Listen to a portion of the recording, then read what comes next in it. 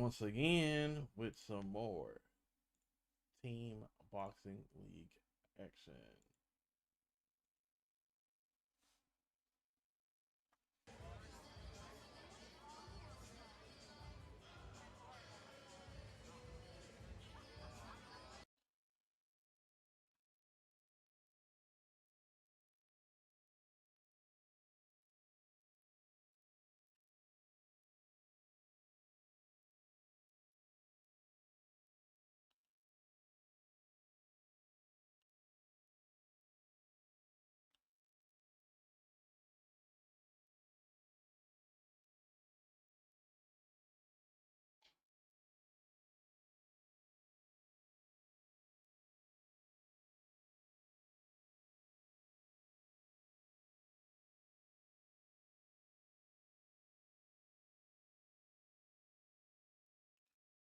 Yo, what up, Bobby? What's good with you?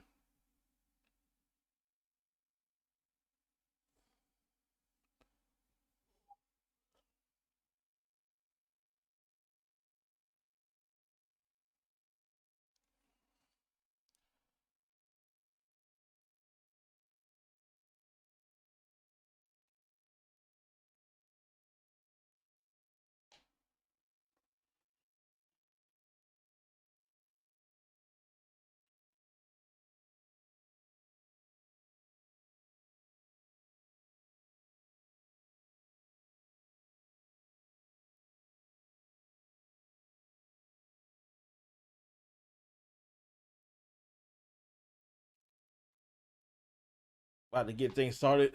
We got the Boston Butchers going up against the Phoenix Fury. I believe this is week 2 of the Team Boxing League. So I'm excited.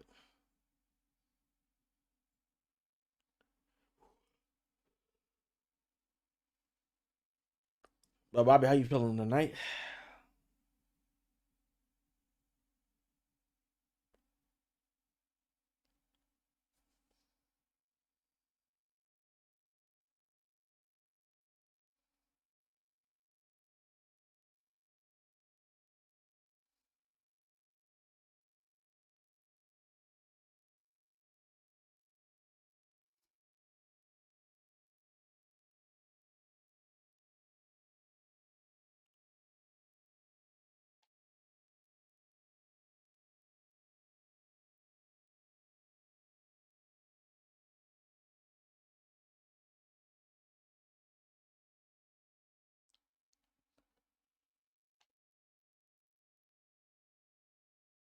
Ooh, wow.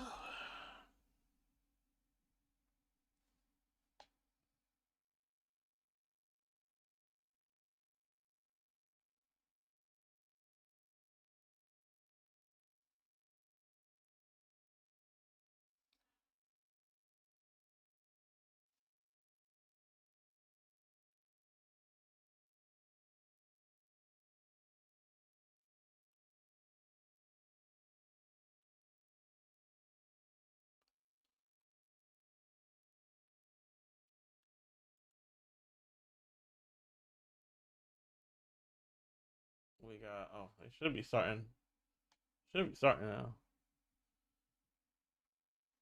Mm.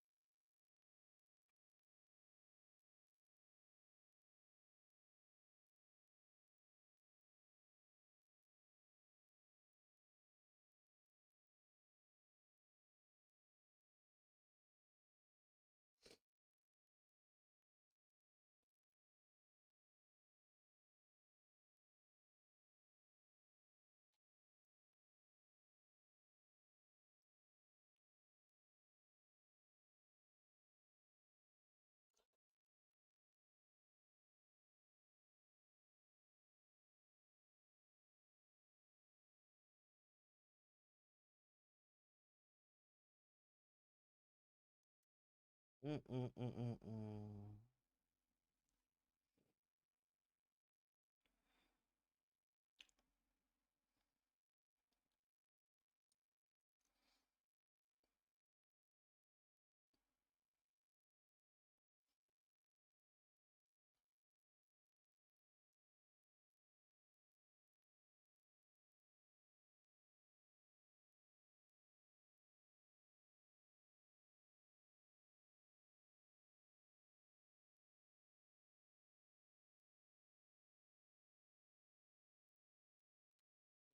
Let's get this thing started, man.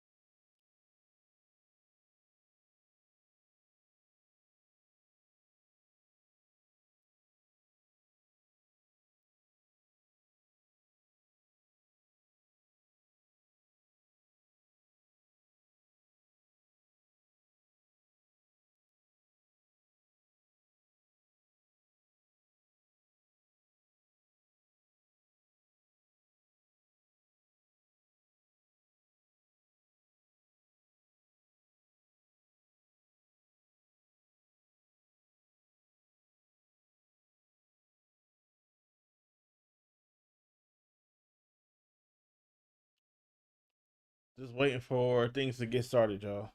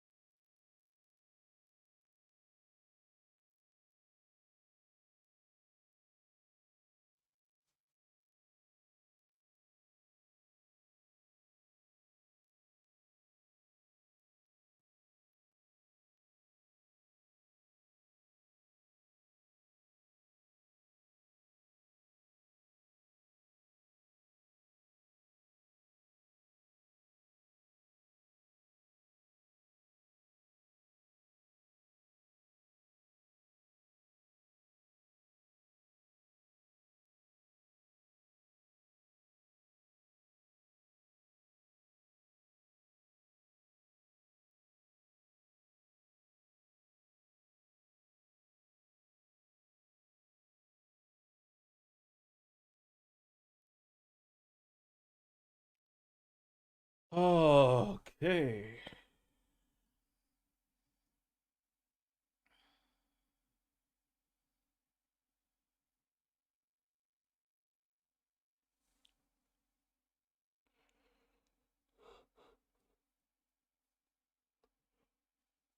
Oh shit.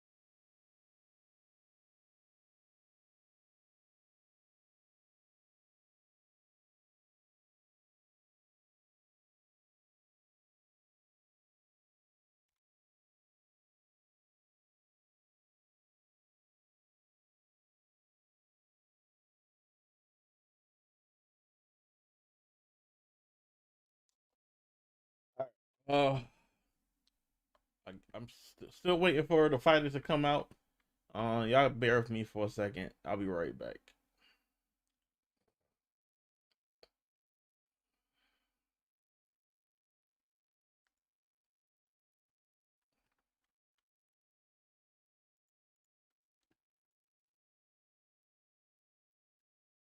Okay, so it is not just me.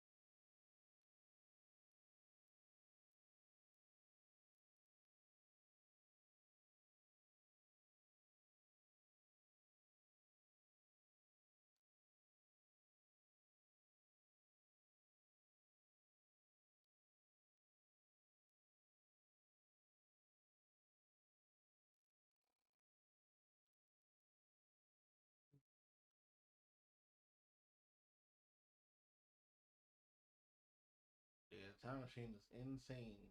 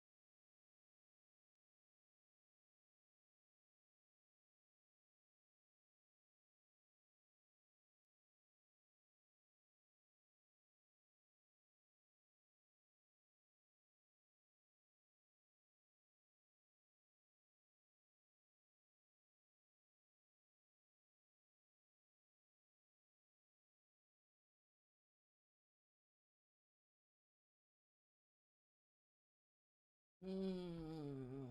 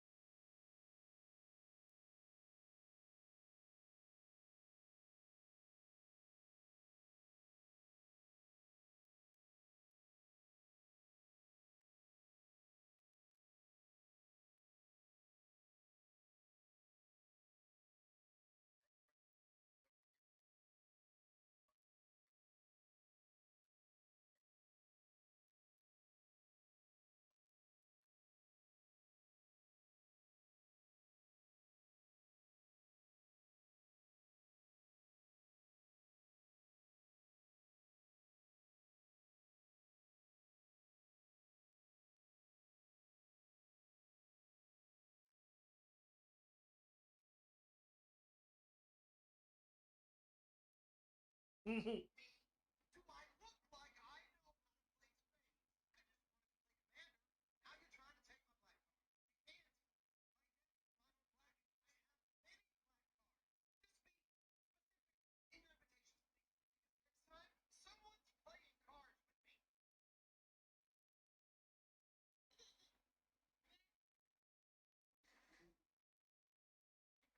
one of the most common reasons a toddler suddenly stops using their arm, and it's not a fracture. It's called nursemaid elbow, and it can happen from something as simple as holding a child's hand, lifting them quickly, or even swinging them.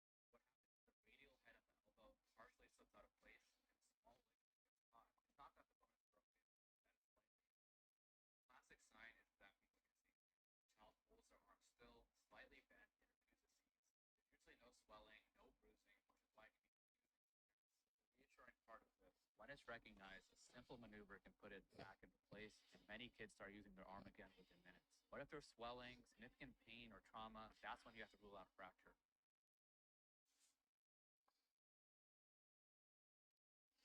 This week on Sunday.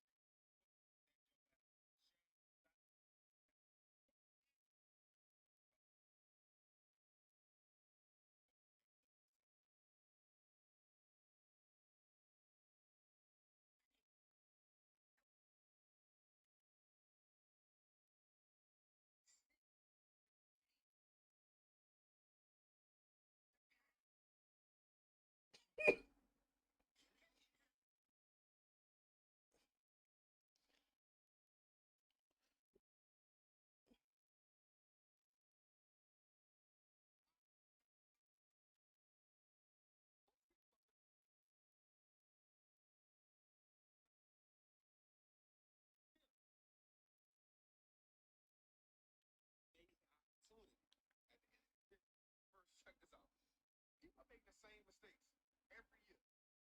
Same thing. You see red in the market, you run. You see red candles, you run. You see a red account, you run. Right now, the market is doing something completely dumb, dog. And people keep treating it like it's the end of the world.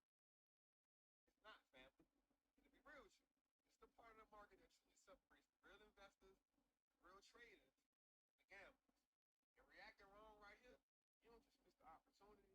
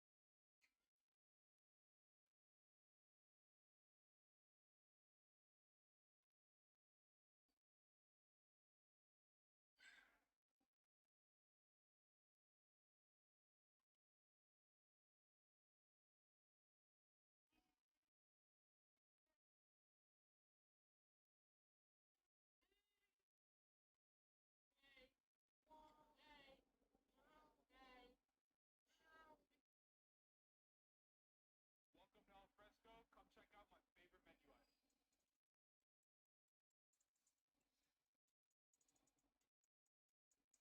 You gotta come check us out.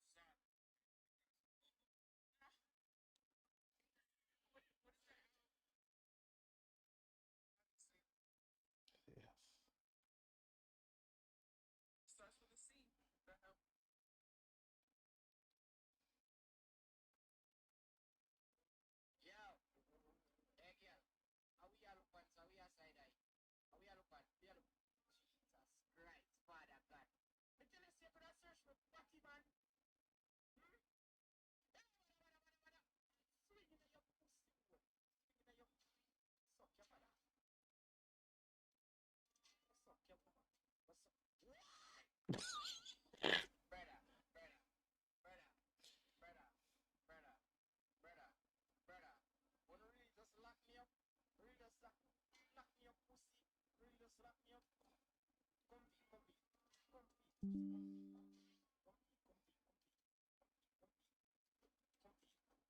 bumper clot, bumper clot, bumper clot, bumper clot. Yo, we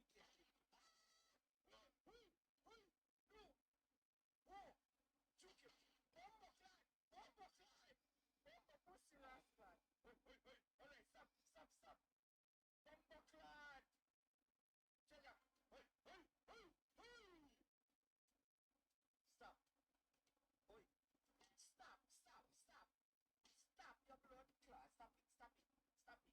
Don't shoot me, don't shoot me, don't shoot me, don't shoot me, don't shoot me. Hey, blood clot spatter, blood clot spatter. Go suck your mama. Go suck your mother. Go suck your mama. Russia. Hey, go suck your mama. Go suck your, go suck your mother. Hey, hey. Yes, ma'am. Are you one left? Are you one left? Come here. Come here. Don't shoot, you know. Don't shoot. Don't shoot. Go suck your mother. Don't your blood clot. Go suck your mama. You don't. No. Yeah. Suck your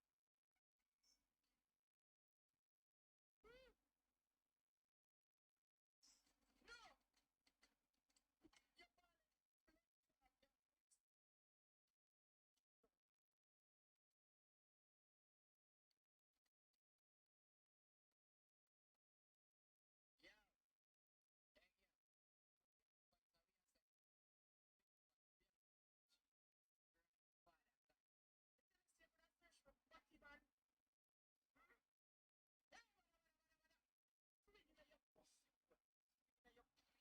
Suck your mama.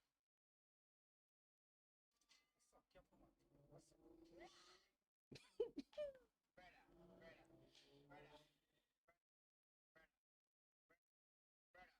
Wanna really just lock me up? Really just lock me up, pussy? Really just lock me up? Comfy, comfy, comfy, comfy, comfy, comfy.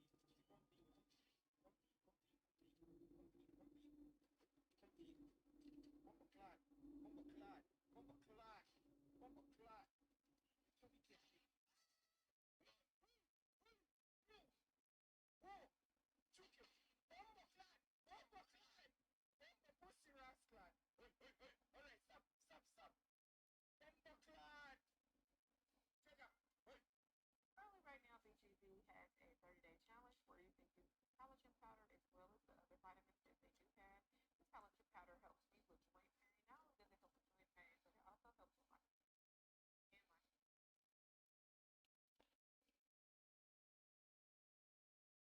E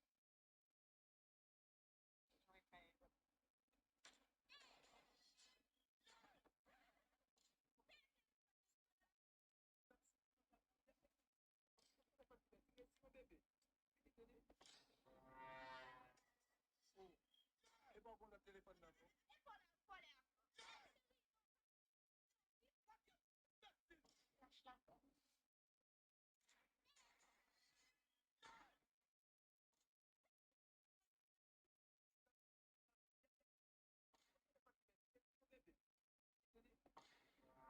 kon la telefon nan nou? E pa kon la telefon nan nou?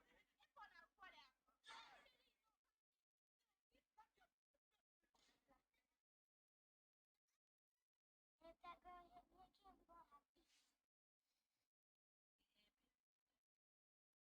If you get hit with a 30-mile per ball, what you gonna do? Just sit there and say, it's okay. I'm being for real. If that girl hit me again, we're gonna have beef.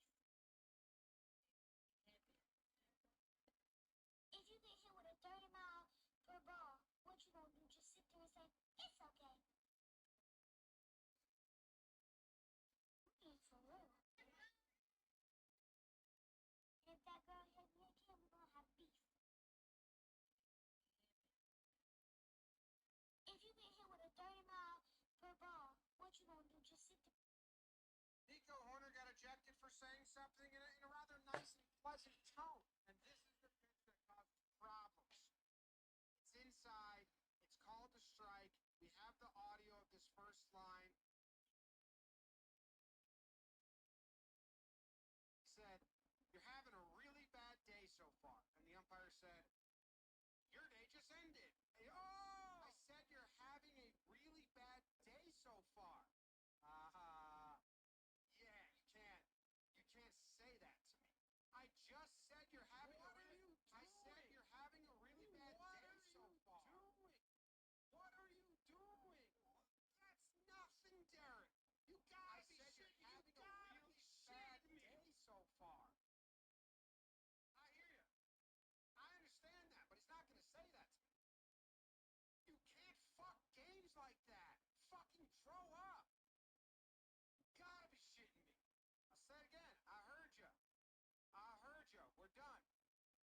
I understand what you're saying. You don't throw the player out. Don't throw the player out to me. He didn't say shit to you. He didn't say shit. He did not talk shit to you. I mean, you gotta be kidding me. You're better than that. Be better than that. Be fucking better. You've thrown people out like that too many fucking times. Don't do that. Do not fucking do that. Do not fucking do that. Nico Horner got ejected for saying something in a rather nice and pleasant tone. And this is the pitch that causes problems. It's inside. It's called a strike. We have the audio of this first line. He said, "You're having a really bad day so far." And the umpire said, "Your day just ended." I said you're having a really bad day so far. Yeah, you can't say that to me. I just said you're having a really bad day so far. What are you doing? That's nothing, Derek. You gotta be shitting. You're having a really bad day so far. I hear you. I understand that, but he's not gonna say that to me. You can't fuck games like that. Fucking grow up. You gotta be shitting me. I said again, I heard you. We're done. I understand what you're saying. You don't throw the player out. Don't throw the player out to me. He didn't say shit to you. He didn't say shit. He did not talk shit to you. I mean, you gotta be kidding me. You're better than that. Be better than that. Be fucking better.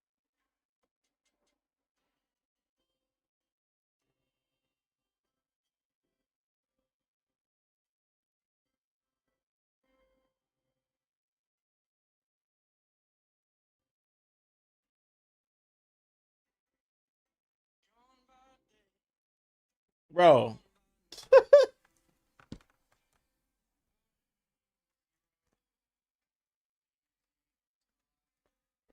man, you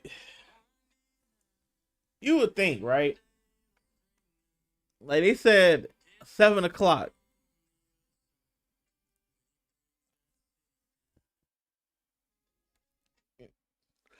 They said 7 o'clock.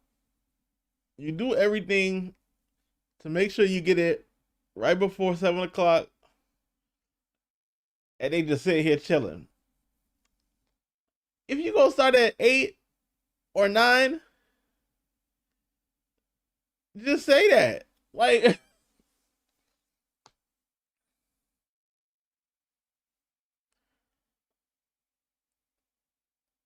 I'm just here chilling, bro. You know, like nobody talking and whatnot. So I'm like, well, shoot, if somebody come through, I'll talk to them. If not, I'm gonna just chill. I'll get on camera afterwards and whatnot. You know,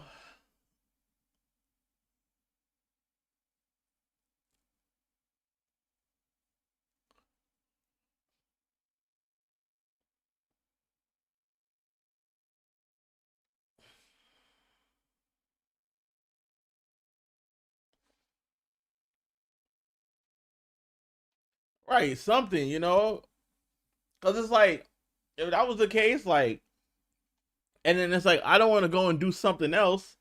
I go do something else, and then, like, that gets good, and then I'm like, well, now I got to stop what I'm doing to get back into doing this when my whole intention was to watch some boxing. So what time is it? We gonna see. We gonna see what happens at 8 o'clock. If 8 is even the deal. But I'm like, I'm not gonna turn off my streams and then turn them back on and whatnot. Like,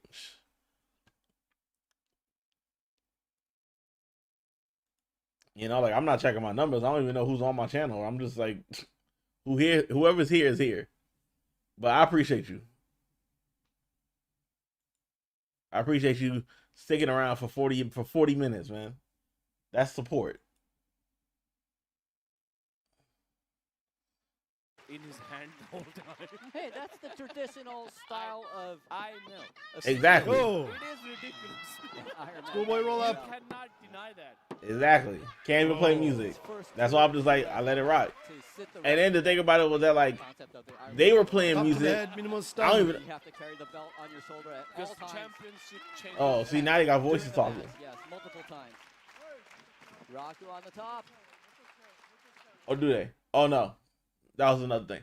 But yeah, they were playing music, but they were playing copyrighted music, so I had to mute it.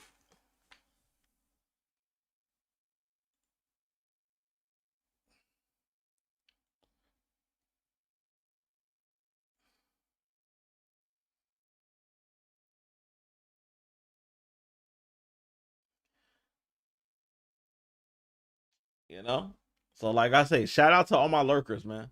This is a perfect example that lurkers matter, right? Lurkers and chatters matter, but this goes out to the lurkers, because the fact that there's people here just chilling and not saying a word, and I got 6 viewers.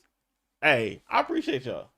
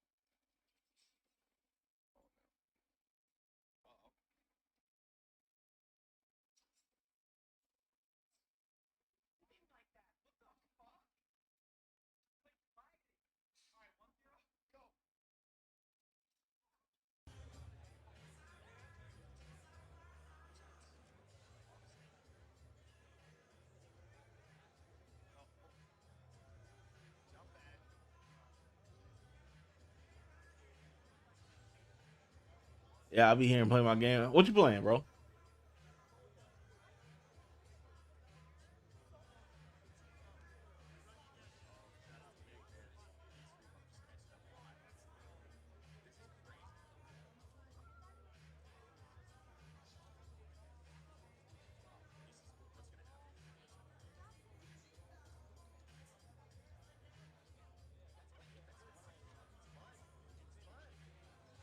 Ah, true.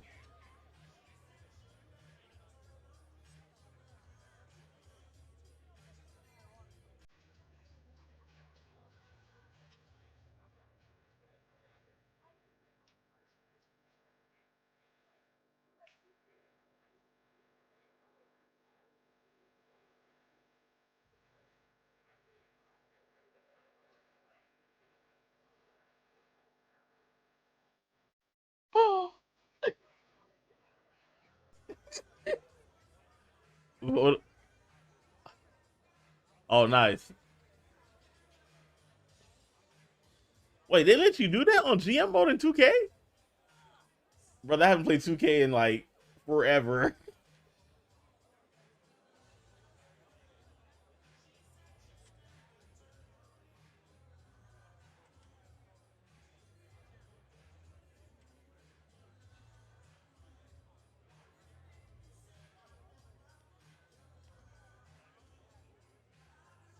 Oh, yeah, that's dope. I wonder when they started implementing that.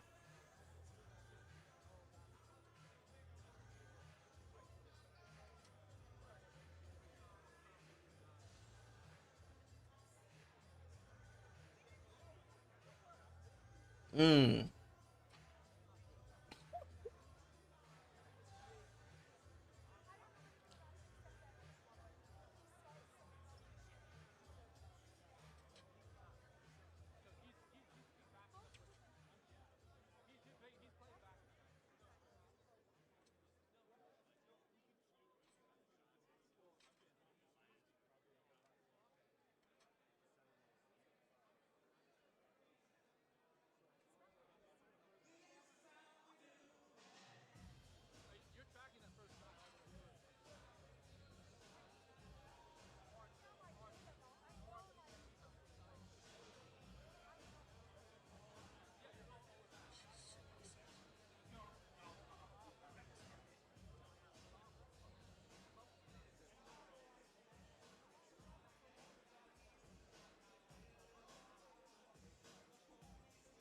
How you been though, dope? How's everything else?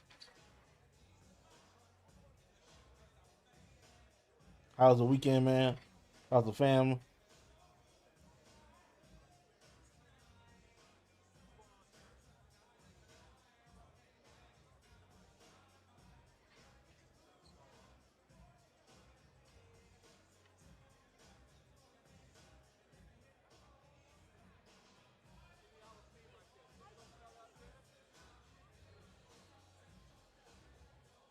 I hear that.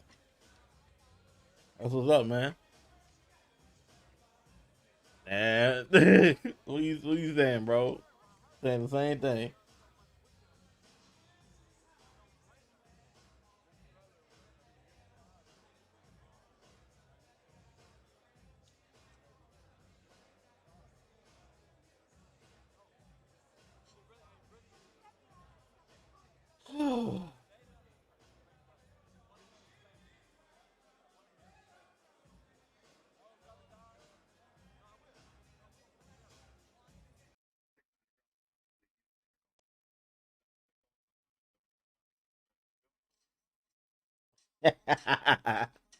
Oh, are we about to get things started?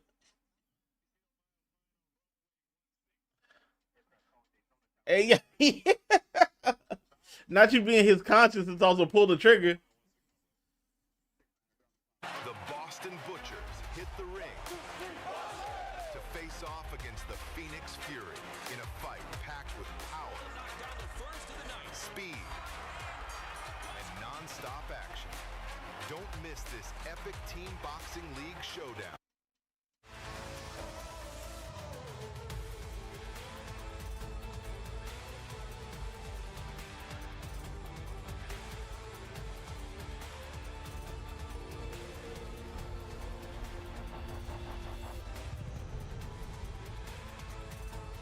Welcome to Boston, Massachusetts. Tonight, the Boston Butchers hosting the Phoenix Fury, our final matchup of TBL week number 2.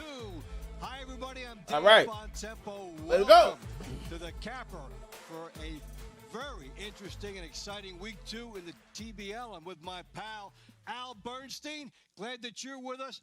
And Al, Brother, you noticed something listen. very interesting. Dope, about I feel the roster same way, bro. teams. Yeah, intriguing. Listen, You know, the if I was Boston living by Butchers are myself, returning if I was a single, lot of the, you know, boxers if I that ain't they if I saw ain't had last year to on the roster, but the Phoenix Fury if I will wasn't be worried about, having like, a you know, totally different look. There the are betterment of 9 other people, boxers on their roster who are making their I would've been gone. debut in the Team Boxing League. So we're going to find out tonight whether the new I would've kids been on the gone. block or the veterans get their way.